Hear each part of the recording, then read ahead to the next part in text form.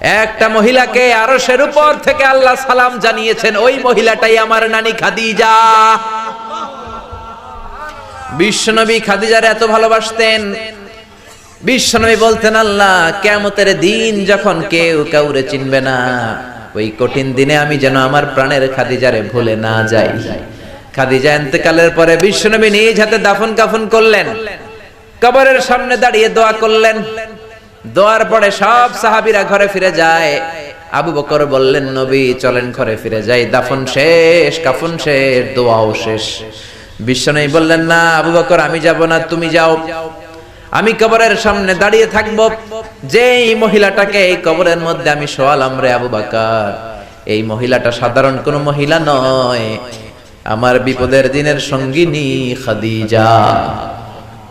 মক্কায় এই মহিলাটাই আমার হাতে প্রথমে কালিমা পড়ে ইসলাম ধর্ম গ্রহণ করেছে। মক্কায় কেউ যখন আমারে সাহায্য করে নাই, তখন আমার খাদিজা আমারে ভুলে নাই। কেউ যখন আমার শেল্টার দেয় নাই, সাহায্য করে নাই, খাদিজা আমারে সাহায্য করেছে। মক্কার লোকেরা 3 বছর শিয়াবে আবি তালেবে আমার জেলের মধ্যে রেখেছিল। আমার কলিজার টুকরা বিবি খাদিজা ওই জেলখানার ভিতরে আমার সাথে ছিল।